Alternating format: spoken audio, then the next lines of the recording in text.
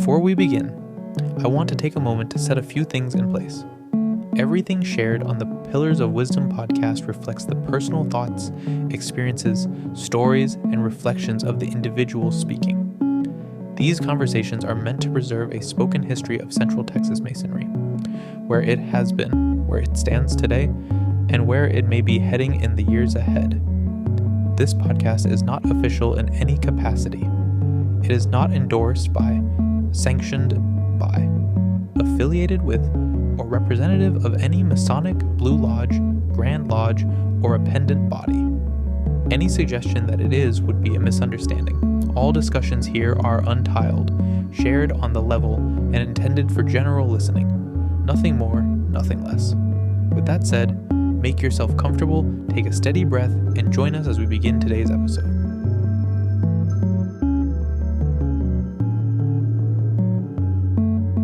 Well, how's everybody doing today? This is the Pillars of Wisdom podcast. I am Brother John Paul Cervantes, and I am here today with Brother Doug. And I'm going to let him introduce himself, and we're going to get to know Brother Doug with a slew of questions here. So go ahead, brother, and can you tell us your name and how long you've been a Mason?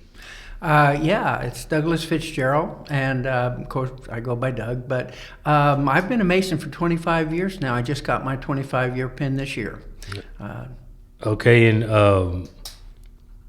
what are your titles in Masonry, if you don't mind me asking? Well, in titles, I'm a past master of 4 different lodges. James H. Lockwood, 1343, Fidelis 1127, White Rock 347, and Georgia Indent number 24. I'm also a district instructor for the Grand Lodge of Texas. Awesome.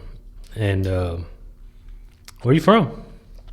Well, I grew up in Colorado, in Colorado Springs, and after I finished high school, I went to Texas and married a Texan, so we jaundered around the country a bit, going to school and all, but ended up back in Texas. And so, but I'm love being a Texan and everything, but I am a Colorado boy when I'm in the mountains. So how was that growing up in Colorado? Oh, yeah. Well, I had that idyllic childhood, you might say, where we had a lot of freedoms that kids just don't have these days. Yeah.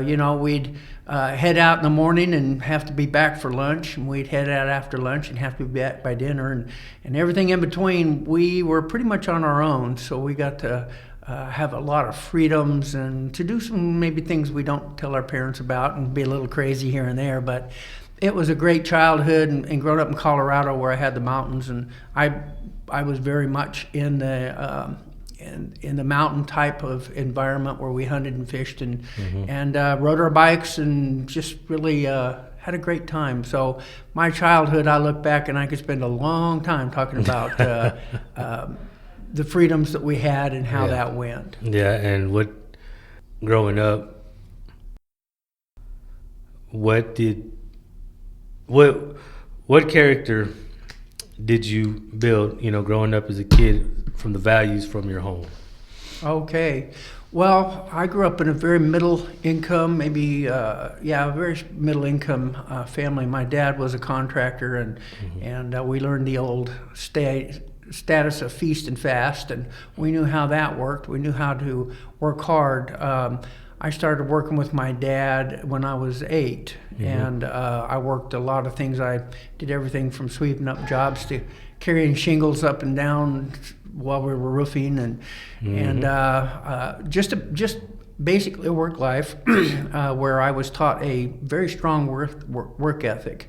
But also my dad was did a lot of hunting and fishing, and so I got to be grounded in nature, and my dad really understood mountains, and so I learned how to negotiate those kind of things, and then just in my world, I entered into sports early on, and so I really understood the interaction of teamwork and that kind of thing. Kind of have all that built into who I am today. And that's awesome, because I know we see it.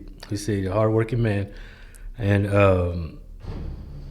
so when you said you were into sports, also was that just an interest or hobbies? Also, does that intertwine together, or was just that's something that came naturally? It did come naturally. It was my way. I was very lucky to have a PE teacher in elementary school. Her name was Miss Pirtle. Mm-hmm. But she understood that I was smaller than most kids, and I had certain agilities and skills. And so when we had our sports days and things, I wasn't the fastest runner. I didn't play basketball because I wasn't tall enough. I didn't get to play a lot of those kind of sports. But so we had our sports day, and she created a little gymnastics section. Oh. Well, I could tumble. I could do a lot of things. And through that, my sister was a gymnast in junior high, and she taught me how to do some skills, some back handsprings and things at home in our backyard on the grass. Yeah. And I caught the eye of a coach that was a junior high coach, and he let me come up to the junior high while I was in elementary school and do gymnastics with him. And then when I got ready to go to junior high, he'd already moved on to the high school. And so I got to go to the high school as a junior high kid. Oh, that is awesome. And I got to work out with the high school kids. Yeah. And so my gymnastics career opened up. I did some swimming and diving at that time as well. And I was an all-state wrestler in junior high. But I was 75 and under, so that tells you I was a little guy. Yeah. But it was my introduction into sports, and my first introduction to really get to know through Dave Moulton, my coach, moved me into gymnastics, and I began my career there. So sports was a major part of what I was doing. And what school would these be? Your junior high and high school schools, what schools were they? Whittier Elementary School, West Junior High, and Palmer High School in Colorado Springs. Okay, awesome. What about your first job?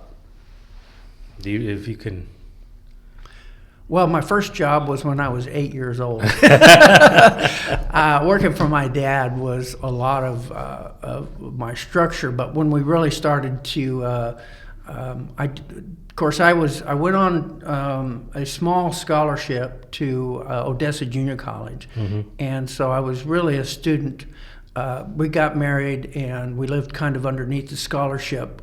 But, I did lots of odd jobs in the summers. I'd come back and work for my dad. But when I was in Odessa and others, I worked for a printing company. I worked for, I actually did a lot of my own stuff by painting. I roofed houses for my summers, and I would get jobs and kind of just odd jobs. So mostly worked for myself in that situation. Yeah, that's awesome. How did you learn to handle that responsibility, the leadership skills of having those jobs at a young age? I mean, was there anybody that was watching what you were doing, as far as growing as a man? I had a lot of mentors in my life. My dad, number one. I will always go back to how powerful my mom and my dad were in my life. My father-in-law was phenomenal. He was a fire chief in Odessa, Texas, and he was a Mason. And he was a man's man in so many ways, and he was very Renaissance type person. So he had a lot to do with my philosophical understandings, my religious understandings, and things like that, and kind of a basis. So I had that, and then I had 3 coaches in my career as a gymnast and all of that had tremendous amount of power. So I had a strong male influence from early on childhood all the way through my career. So my ability to mentor and be strong for other people and to give them good advice comes from the men that I had in my life that gave me that foundation to work from. Yeah. So outside of masonry, before we get on the topic, what is the accomplishment that you were most proud of? Well, I have to divide my life into some segments. Because I had a stellar career as a gymnast, I was Okay, tell us about at that. the national and international level in gymnastics. I competed. I was a national champion in 1974 in floor exercise and second in the all-around 5/100s behind first. So I was very strong there, and then I was on the USA team for 4 years, and I also competed in the final trials to the 76 Olympic trials. Had an issue that basically a fall that cost me being on the team.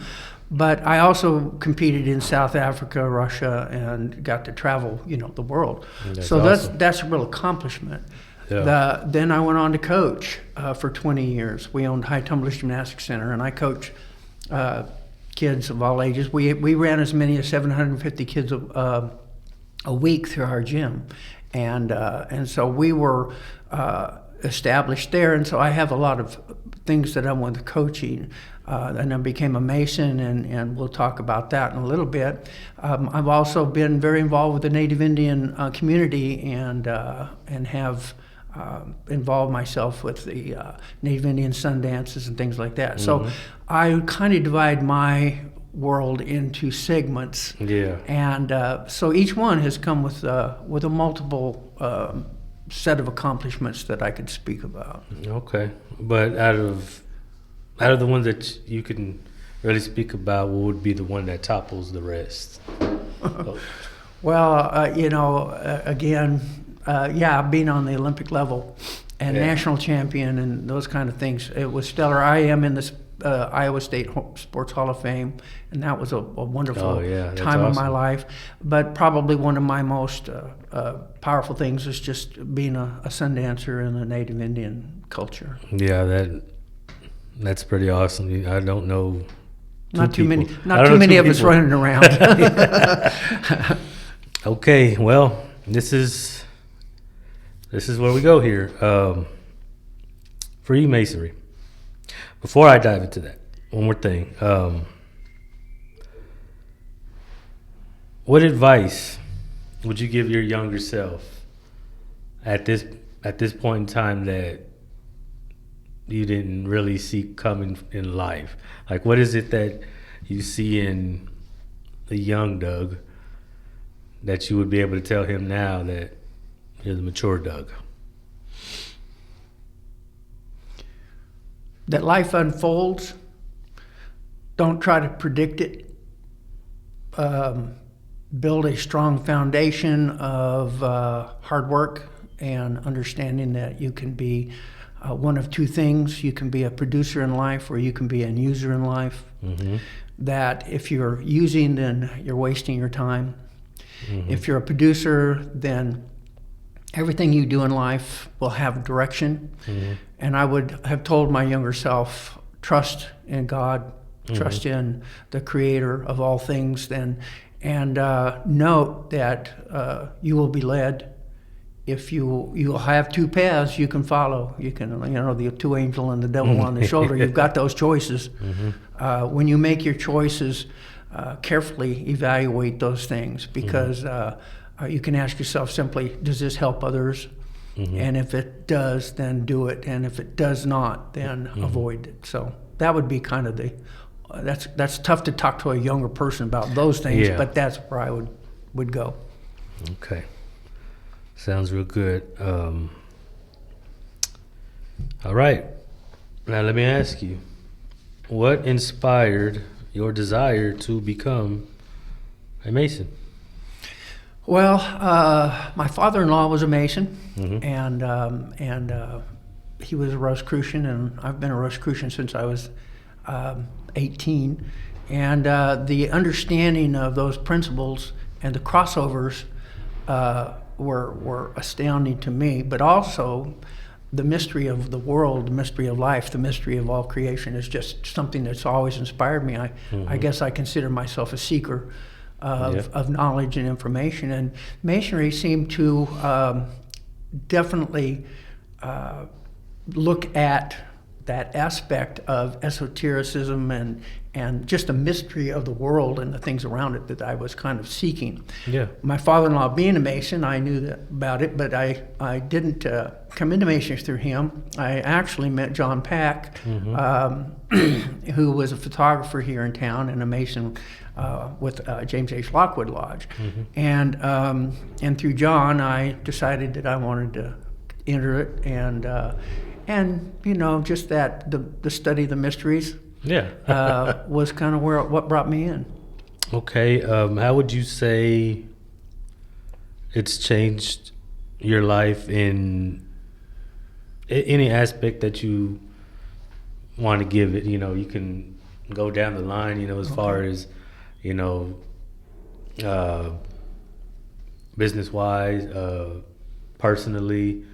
I mean, anything, you know, what you've done for others, what others done for you, like what you know, what's the difference now opposed to when you weren't a Mason? Like, is there anything that, you know, you can open up about that, you know, you've gained, of course, in a positive manner, because I don't think there's any negativity coming from Masonry, but I mean, what has helped build you more as a man, I guess, is what I'm trying to ask, you know, when it comes to what Masonry has taught you or what you've gotten out of it. Well, Masonry has a statement that, you know, to take a good man and make him better. It never says take a bad man and make him good. So we seek people who are good, and then we teach them through Masonry. And I say that we teach. I was taught through Masonry that just to make myself a better man, a better husband, a better dad, a better person overall. I will say this without question, that for every ounce of my own personal energy I put into Masonry, I've gotten 3 times that back. Masonry gives back. It does not take away. We're taught right off the bat that there's a priorities, a level of things that we do. Number 1 comes God. Amen. And our understanding that if we follow that, we're helps in control of everything that we do. Number 2 is family. And number 3 is our work. And then after that comes Masonry. Because if you can't control the upper 3, you cannot be a good Mason. And yet Masonry supports all 3. And it really holds them as if you're held in the hands, you know. So as they say, you're in good hands with Masonry. Yes, sir. And so through that, I think the lessons that we learn through the symbols and allegories and the things that we study, the work that we learn how to make better decisions. I can't say that since I've been in Masonry, I've ever made strong, powerful decisions without having Masonic ideas enter into the decision making. And every time I followed the path of what Masonry has taught me, the decision's been correct and right, and has always projected me forward, and always with helping other people or helping, you know, myself and my family and everything in the middle. It is a brotherhood, and there's a tremendous amount of fellowship that comes from it. And now at my age, I get to mentor. I get to be part of passing that on to younger men, and especially those who are coming in, because I do teach. I'm a district instructor, and I do teach the work. And I don't just teach the words at all. It's not that. That's not Masonry. That's memory. That's reciting information. But we teach, what are we really saying? What do the words mean? What's the impact that it has upon us? And then how do we use that, and where will it take you in the future? So it's those kind of things that Masonry has really built into me. Well, I got to intervene on that one, because I will say you are a great teacher. Thank you. Thank you. I think anybody that knows you knows that, and you know, you are a very big commodity to this brotherhood as long as I've been in it. You know, I mean, I've learned most of my work from you, and you know, it's been a pleasure so far, and you know, always will be. Does it ever cross your mind how different things, you know, no regrets or anything, but how different life might be if you weren't a Mason? No, I never crossed my mind, what if I was not a gymnast? What if I was not a sun dancer? Not if I was a lot of different things. But, I think my life, I was born to be here. A Creator has brought me down this path. I guess we could always think about, I played violin when I was in junior high school. And Yeah. It sounds like, well, what's that? I played with an ensemble out of the college, and I was second violin in junior high school, Man. playing with the ensemble. I had a fantastic teacher. She was world-renowned. And I could have taken that path. I just didn't like to practice, and I didn't have the desire at that time. I just wanted to go out and play, and then I wanted to be a gymnast. So I took that road. So if I were to think back over things like that, had I been a violinist and gone that route, my life would have been considerably. But I also know I made that choice. And so, Most definitely. no, I don't really contemplate much what it would be like without, because I'm enjoying it too much being a part of it. Yeah, amen. If there was any at all, what would be the most challenging thing for you in masonry? The most challenging. Yeah, aspect of masonry. Would you think is like the most what I'm getting used to? Just for example, what I'm getting used to is the time that we divide within the day. So that's most challenging for me. Now, that's why I'm asking. Just personally, is there anything challenging like that with you? I think I've overcome most of those. The time thing's real simple. We set priorities. Yeah. And we don't build priorities around our time. We build our time around our priorities. Mm-hmm. And masonry's always been a priority, so I build my time around that. It is nice. I work for myself, have for a lifetime. I don't work for anyone else, so I am my boss, which sometimes can be complicated. But I have a little maybe more flexibility. But it still says I'm a member of 4 lodges. I don't miss lodge, and very seldom do I miss a lodge. It's a priority that I set for myself. Yes, sir. As far as other goals, I don't have a lot of goals in masonry. I just kind of let masonry take me where it needs me to go. And when I'm asked to do something, I'm there. Mm-hmm. And so the priorities is to, I think my hardest and most important priority is I am a 33rd degree Scottish Rite Mason. Mm-hmm. There aren't too many of us around. Mm-hmm. And I think the goal and the hardest thing is to always be that person with the respect of a 33rd and not be less than that at any point in time. Yeah, that's awesome. Well said. You had just dove into it. Okay. As you said earlier, basically, a slogan for masonry is making a good man better. Mm-hmm. Not a bad man good. Would there be any other slogan that you could give masonry for what masonry stands for? Yeah, masonry's not for everyone. Yeah. Masonry is for people who want to step above. Yeah. Not just want to be given something, not Yeah. just want to feel entitled to anything. Yeah. Masonry is for the man who is self-sustaining, who is one who wants to give more than receive, to be a service to our fellow man and a service to our families, a service to people. So not everybody in this world right now are involved in service. So many of them are wanting to be served. Yeah. And so I think what we'll see is as society changes and there's more and more what I call users or people who feel like they need to be served, we'll see less and less Masons for a while. Yeah. Society's changing again. It cycles. Everything cycles. We're in these turnings. And so I think what's going to happen is we're going to see a generation of people who wanted to be served, and it is moving on, and we're seeing a new generation, a younger generation coming up now that want to serve. And then we'll see masonry again rise. But remember, everything ebbs and flows. Yeah. Everything cycles up and cycles down. And so we're in a cycle, I think, of maybe fewer masons, but maybe more quality masons. Yeah. And it will change to where there'll be more quantity, and the quality will come because society will need that back again. Lead by example.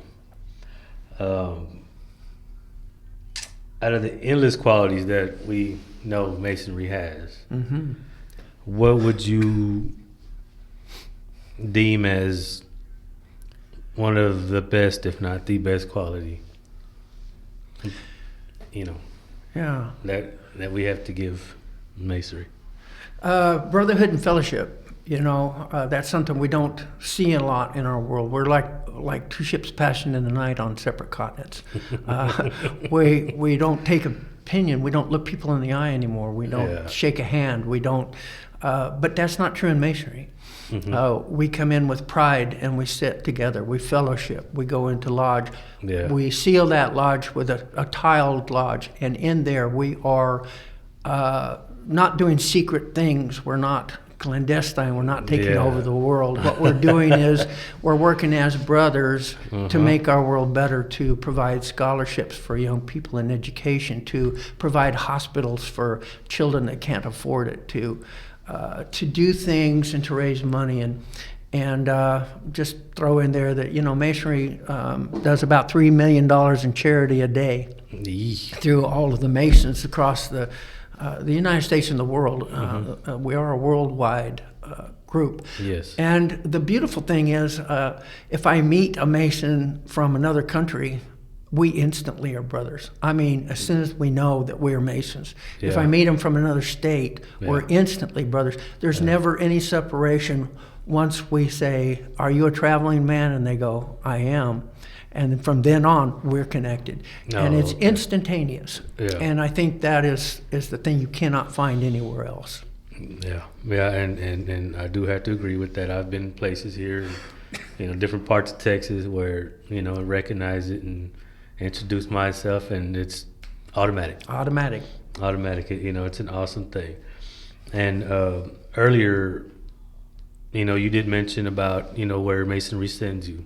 Out of all the places that you've been, for the sake of masonry, what would you call favorite destination?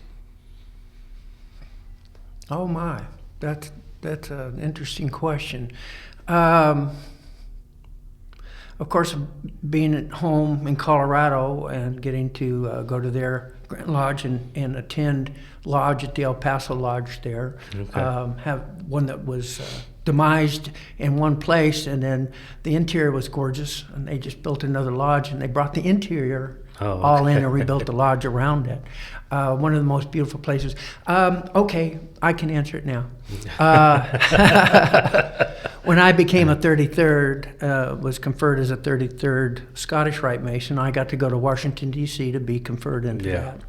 And I was in the House of the Temple, and one of the most historic and most beautiful edifices on planet Earth. And in that time, we're asked to go into the upper chamber, and we are given an hour and a half of quiet. Nobody spoke. I mean, I'm with some amazing people in here. That is awesome. And for an hour and a half, it was meditating upon the symbols around us, the idea of masonry, what we are as Masons, who we affect. I mean, it all comes to center when you do something like that. Yeah. And the profoundness of having been allowed to reach that level of masonry for me. I would say that was the most profound and amazing place I have ever been in masonry. That's awesome. I mean, scenery-wise, state-wise, country-wise, has everything been within the U.S., or have you ever traveled outside Yeah, I US? mean, I competed internationally, so I was in Russia and South Africa, and I saw some beautiful places. I saw Russia in 1975 when it was still the USSR, and I saw what communism was at its peak, and I really realize now how wonderful our country is, the freedom we have, how uncomfortable I am with communism and what it brings to a community of people or a society, period. I know the freedom of what we have here, and Masons have a lot to do with that freedom. We had a lot to do with it back in the Tea Party days and the structure of our entire world of the not the world, I'm sorry, the who we are as Americans. The Masonry still has that impact in our society and all things. And so by really getting an evaluation between the communist time I saw in Russia and the U.S., I was in South Africa during apartheid, and I saw the discrimination based on skin color. And I see how that destructive that is. And again, Masonry does not define anybody by skin color. It's by the character of your, of your moralities and the things that you bring in. And so, it's a completely different environment, but it is one of those things that creates freedom and not restriction. Yes, I do agree. I know it's become an everyday thing for you. How would you say you balanced your lodge duties with your work, family life? Like, how do you balance it so well? Because I know you're a very, very busy man. And even when I get a hold of you for something very, very, very small, either you have time or you don't. Yeah. So, how do you juggle these things? I mean, is there, you do any kind of meditation? Do you go and sit somewhere and, release? I mean, what's the secret here? Because, you seem to be pretty calm for, all the duties you have. How do you balance that? Well, yes, I do take time out. That's a little me walking the red road. I carry the chanupa, the pipe, and that is my quiet prayer time. And prayer has a lot to do with not only your own life, but those that you're praying for. It's a powerful thing. So I guess I'm considered a prayer warrior in my own time and ways. Again, I'll go back to that priorities. People set priorities based on their time, and that's the wrong way to be. You set your time upon your priorities, and as simple as that sounds, it makes a profound difference in what you can and can't accomplish. I have a family that understands that Masonry makes me a better man, and I come home better at night after having been in Masonry than if I were not.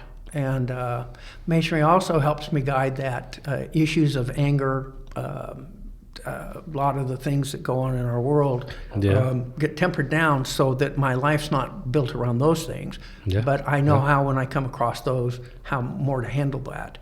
And also, I love to serve. And when I am doing Masonry, I'm serving.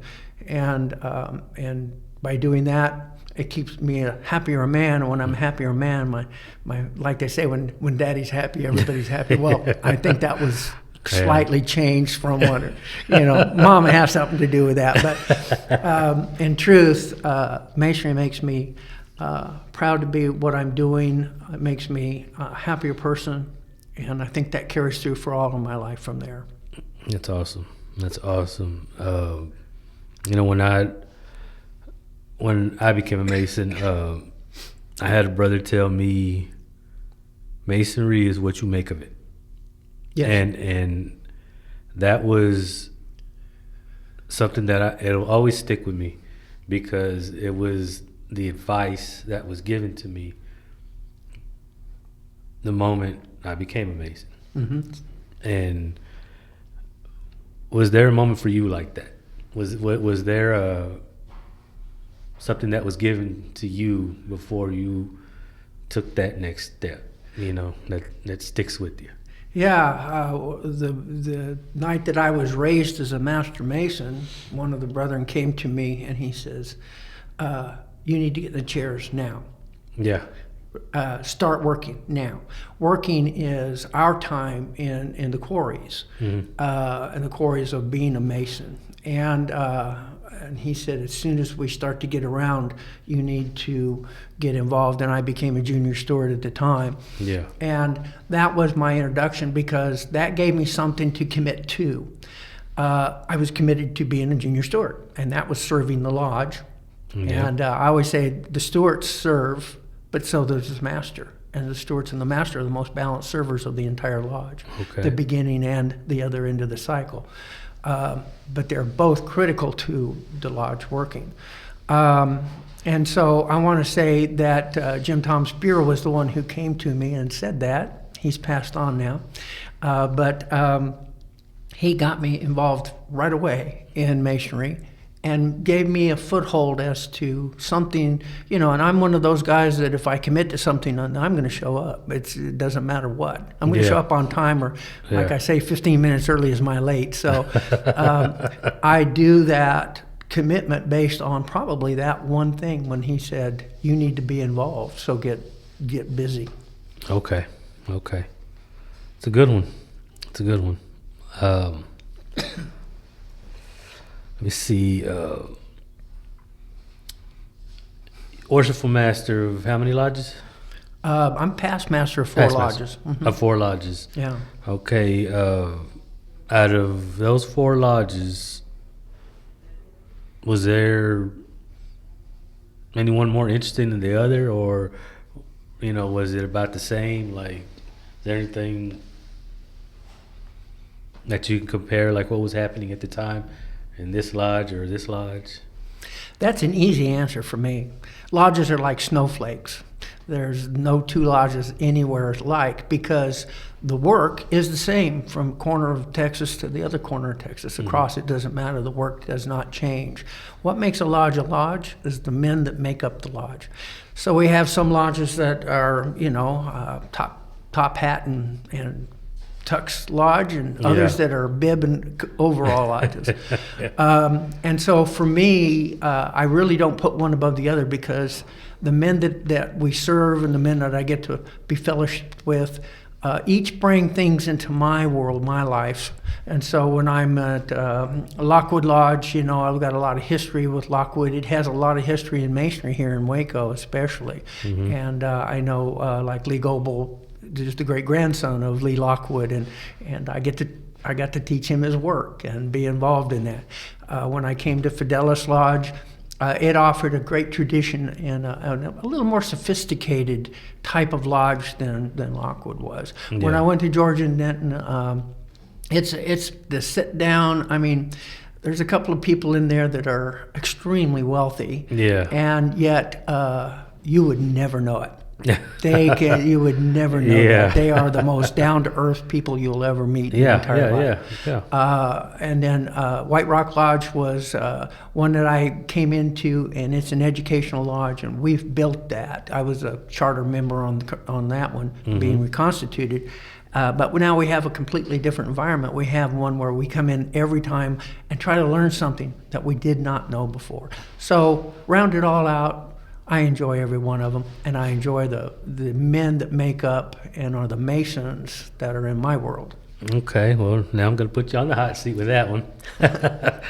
Here at the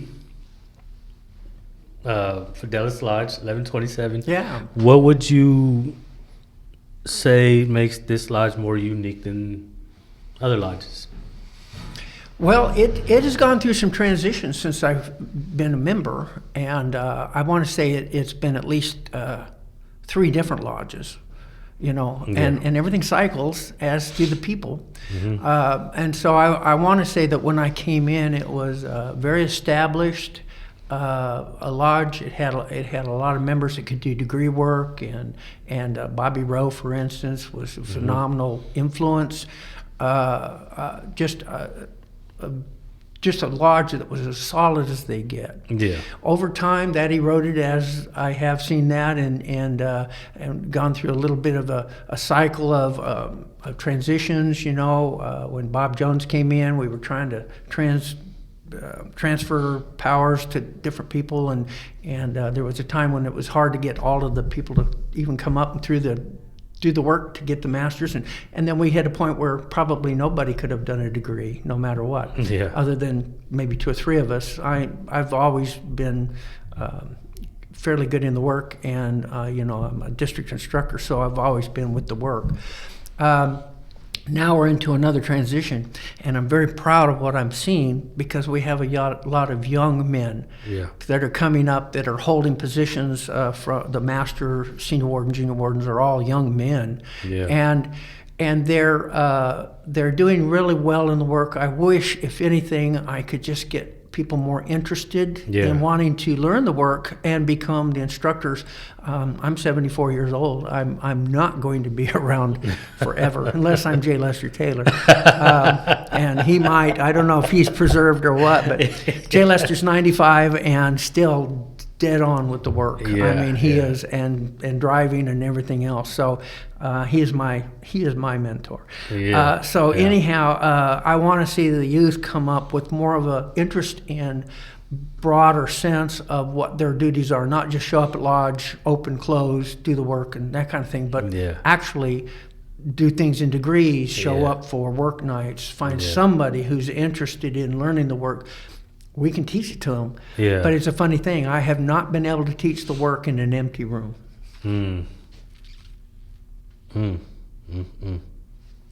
I hear you. At what point in time did you see that masonry had made you a better man? That's the frog in the water, You put him in there, and the water's pretty cool, but it's warming up until finally you boil the water and the frog dies, I guess. But that's the way masonry has been for me. There's no one point. I find that my decision making. I'll give you. I got a great example for that one. Okay. And I do not want this to sound egotistical. Oh, no, not at all. Stan Parker, tremendous friend of mine, very, very close. And I lost Stan last year to a massive heart attack at 65, and still struggle with that a bit. But Stan and I were coronated 33rds together. We went to Washington, D.C. We went through the meditation rooms. We did all of the degree work there, and we went to Dallas for that too. And it was one point we were in tux, and we were all dressed up and fancy, and Stan was always exuberant in he'd come to you, oh my gosh, always excited. Yeah. But he came over and he put his arm around me and he says, those guys that we always looked up to, we're them. I think that might be a point where I could say, we're them. Yeah. And it's important now that we hold strong and be that type of person that people can look up to and want to be Masons because of people like us. Yeah. Yeah, because, I know the way I came in is not the way I'm walking now. It's a whole different step. It changes you. Yeah. And, that was a question I had to ask because, I know if I go through it, I know that was once upon a time, everybody else did. And how would you encourage the newer brothers to stay engaged? Show up. It's a funny thing. Consistency is so important in life. Mm-hmm. You want to be a 33rd degree Mason? Show up. Yeah. If you show up, you participate. If you participate, you do good things. You fulfill what's needed. Wherever the vacuum is, you fill it. But you can't do it if you're not there. People don't realize. They make excuses why, they're again, priority, set your time, not the other way around.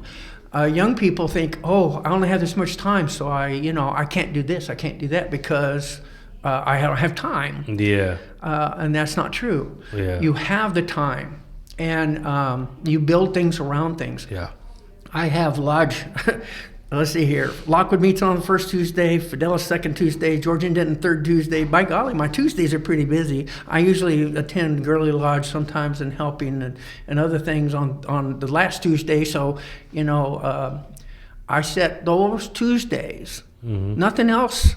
I have a calendar, I don't put other things on that calendar on a Tuesday. There's a reason for it. I go to Lodge. Mm-hmm. I was a master. People supported me. I am a past master. I'm supporting them. And if people would just show up and support, and this craziness about, oh, I don't like this, I don't like that. So what? Come to the lodge and change it. Yeah. Come to the lodge, participate. Come to the lodge and help mentor. That's how you change a lodge. Not by sitting home and saying, I just don't think that was right or this was right. That's not masonry. And so I strongly tell young people, show up. And what role do you think fellowship plays in a healthy lodge? That's the thing we don't have in today's society is this communication. It's all done on these stupid phones, texting this, texting that, and all that kind of stuff. I have to watch my language on this. But fellowship. Yeah. Talk to somebody eye to eye. Yeah. Shake their hand. Yeah. Communicate. When people touch like that, they communicate. There's the human to human. The telephone and the these cell phones and the texting and stuff. There's no communication. There's no touch. There's no ability. Johnny did. Can we go in the lodge instead of? Yes. We won't be in here. We can just go through that door. Yes. Oh, okay. We'll be with you in just a minute. Okay. That's okay. They're here. They're showing up. And these ladies do that. They show up and they are here for the priorities of things. I may have unlocked that. You might can check it. No. Okay. So. Okay. Like everything else in life, that's God's sense of humor. We come on Sunday, so there's nobody here, but they're going to set up lodge on it for Monday. That's right. No, it's a good example. It's a good example of what we do need. What qualities do you personally value most in a good Mason? Because I know all Masons are good, but No, not all Masons are good. Don't even. No, Masons are human beings. We have those that are in Masonry for less than the stellar things. Yeah. So I'll say the majority of Masons are trying to be good Masons. Okay. But we're we're a fraternity of human beings and people, and so we have a variety of things. We have politics in Masonry. We have some people that are really super good in Masonry and so strong, and then we have others that are probably not and maybe shouldn't be there. But all I'm saying, the reason for I'm saying that is because Masonry is just a human organization of people that we try our very best, and so I just in the good Mason, what is the number one value in a good Mason? I think it's fidelity. Fidelis Lodge 1127 is built on fidelity. Yeah. The strengths that we build in that is caring for other people, a good empathy, the fact that we pray for others and work. I mean, there's never a time we don't have our distress work, those in need and distress and illness, that we stop and talk about our fellow people. And that's the empathy that we build into it. The fact that we're trying so hard to help the youth with our scholarships, the fact that we really care about our youth when it comes to our hospitals, and the different things that we can do to help the families that could not be helped in any other way, and the stories and the histories of what we have accomplished. And then just to look at what we do on a national level to make our nation, I think, strong and powerful. The U.S. is still, there's people who think it's not, but I grew up where it is, and I believe in its freedoms, I believe in its democracies, and I believe in all the things that we are, we have to continue to build on the strengths of those things and to always become a better nation. And because we're the center pole of the world when it comes to this. Yeah. And if the center pole is weak, then the tent won't hold. And so we want to build that, and I think Masonry does that. And on a world level, it will make a difference because one man, it's the spider web, Yeah. Whatever happens in one point Yeah, it wears reverberates out, through the entire thing. Nothing can happen without, and so every human being is an effector into world events, world affairs. And so Masonry makes us better. Men, we make a better nation, we make a better world. Amen, brother. Amen. Couldn't have said it any better. Let's see.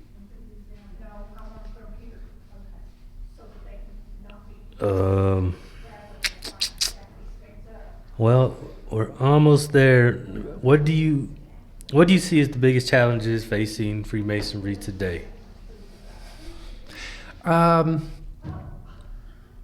It's cyclic, and there's a really good book that I've just finished reading called The Fourth Turning, and we're here now.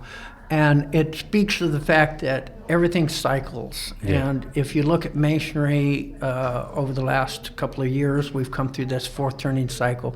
The fourth turning is a very complicated, very chaotic time. Yeah. Our entire nation and our world at a whole is in the fourth turning, so we see a lot of chaos within the nations, within that.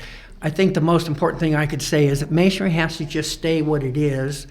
The golden thread that runs through it cannot change because the Masons, they change over time, like I say, snowflakes, but if Masonry stays strong, what'll happen is as we come out of the fourth turning, there will be a revitalization, and we can go back in history from beginning of history and we can see the turnings. And so in this fourth turning, Masonry has to hold strong. It just has to be, the people have to just ride it out more or less. Yeah. Because the first turning will come soon. It's kind of like the numbers. The number 9 is an ending number. There's nothing that comes after 9. But 10 does, but what is 10? 1 plus 0 is 1. Yeah. You're at the beginning again. And we're in a bit of that cycle. And I think if Masonry holds on, we're going to see that regrowth, that reinterest. And again, when we come into the first turning and things have to be evolved, the Masons will be the ones that will really have an impact on where it goes. Awesome. A little esoteric there, sorry. No, hey, that's why we ask these things. It's good stuff. It's really good stuff. And out of the first 3 degrees that we do, EA, Fellowcraft, Master, which one would be your favorite to teach? Oh, wow.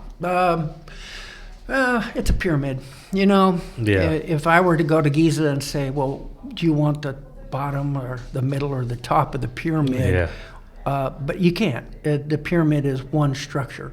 It's based, the EA is so powerfully important because it's the basis by which we're going to build on. Yeah. But it's not the structure. Yeah. It's the basis. Yeah. The Fellowcraft is an interesting interim, but you know what? If you didn't have the center of the pyramid, how could you put a top on it? And then the Masters, of course, is a beautiful degree. Yeah. And so it capstones everything. And it is simply the center hub. It is not the end. It's just the center hub. Now you've got the spokes, you've got the shrine, you've got the York Rite, you've got the Scottish Rite, the grotto. You can do all of those things based on being that Master Mason in the center. So, no, I can't teach anyone without teaching all of it. But would you say there's one more interesting than the other? Because I know you had a very big liking in the master degree, the way you taught it.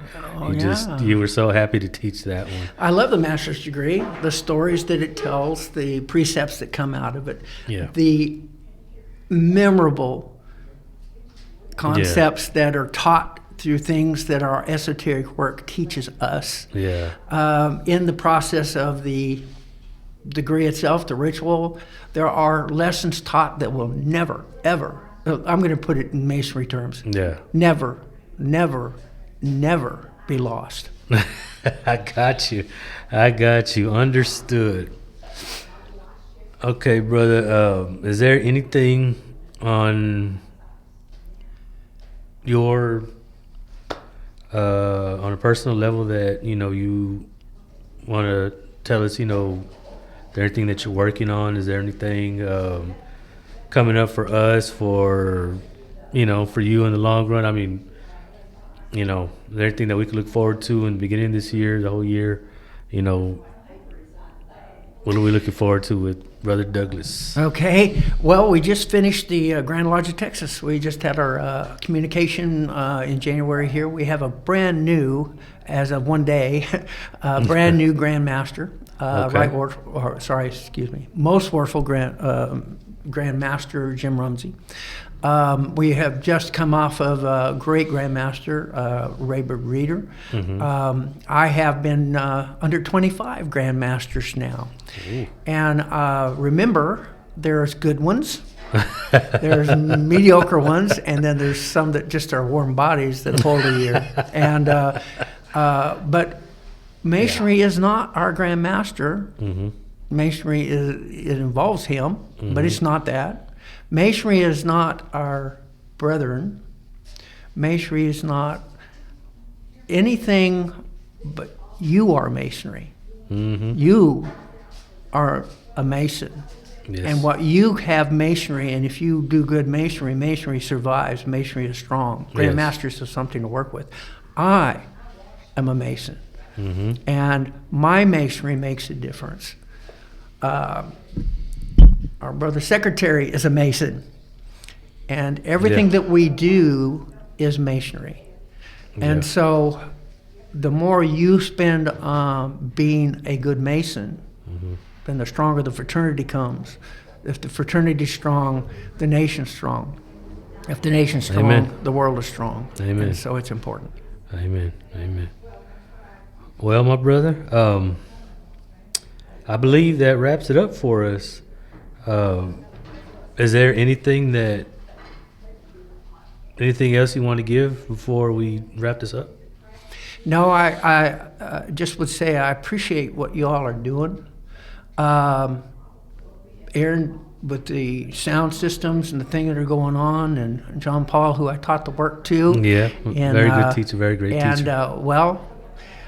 where I'm tied because we're all Masons and we're all trying our very best. Mm-hmm. But I think the idea, and one of the reasons I passed on the secretary's job is because I really did one out from under it. But no, I mean, no, it was because I knew that we needed youth to come in that could do things that I could no longer do. I was stuck in too much of the old stuff. Yeah. And we needed new things in banking. We needed to do things in information. But now we're having these podcasts and things that we're getting ready to do. This is the youth. This is what makes me so proud. Yeah.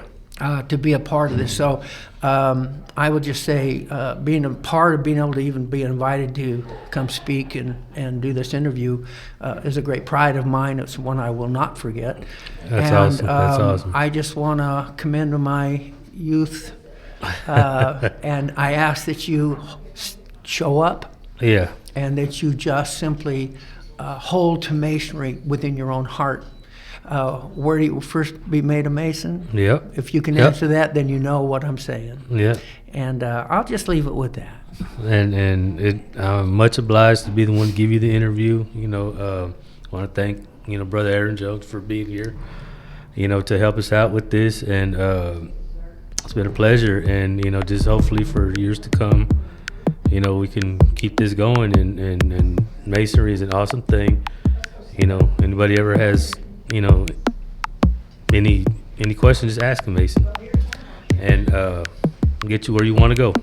But we want to thank Brother Doug Fitzjarrell for his time today, and this is the Pillars of Wisdom, and y'all have a great day.